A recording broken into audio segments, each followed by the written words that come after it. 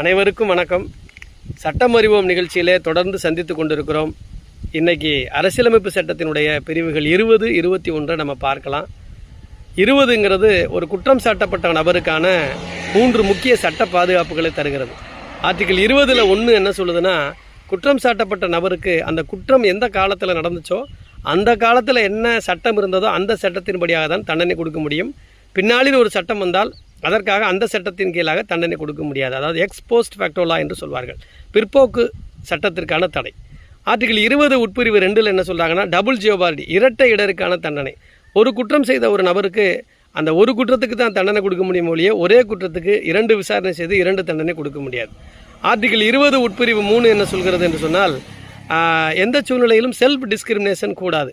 அதாவது self discrimination என்று சொன்னால், தன்னையே குற்றச்சாட்டுக்கு உட்படுத்தி தனக்கு எதிராகவே சாட்சியம் அளிக்க செய்து அவருக்கு தண்டனை வழங்கக்கூடிய ஒரு முறையையும் யாரும் கொண்டு வர முடியாது. அதாவது ஒரு குற்றம் செய்த நபரை போய் அவருக்கு எதிராகவே சாட்சியம் அளிக்க வச்சு அவருக்கு தண்டனை வழங்கக்கூடிய வகையில் யாரும் உட்படுத்த முடியாது. No self discrimination. இந்த மகத்தான 3 சட்ட பாதுகாப்பு ஆர்டிகிள் 20 அக்யூஸ்டுகளுக்கு தருகிறது, குற்றம் சாட்டப்பட்ட நபருக்கு தருகிறது. ஆர்டிகிள் 21ங்கிறது ஒரு மகத்தானது. அதாவது right to life, right to personal liberty.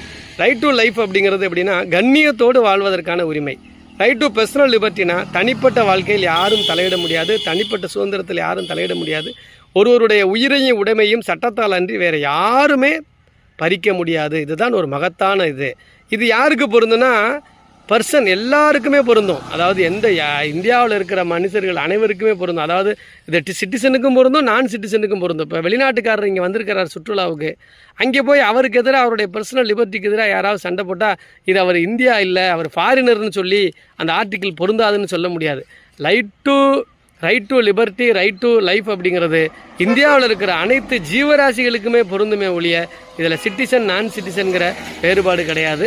Right to life, வாழ்வதற்கு உரிமை இருக்கிற பொழுது வாழ்வாதாரத்துக்கான உரிமையும் வேணும்னு சொல்லி பல பேர் உச்சநீதிமன்றத்துக்கு போனாங்க. அதன் அடிப்படையில் நமக்கு நிறைய தீர்ப்புகள் கிடைச்சது. அதில் தான் இலவச சட்ட உதவி, இலவச கல்வி, தகவல் பெறும் உரிமை சட்டம், எண்ணற்ற நலத்திட்டங்கள் கொண்டு வருவதற்கு சுப்ரீம் கோர்ட்டோட யோசனையில் வந்த பல்வேறு தீர்ப்புகள் ரைட் டு லைஃபுக்கு வாழ்வாதாரத்தையும் கூடுதலாக பெற்றுத்தருவதற்கு காரணமாக இருந்தது.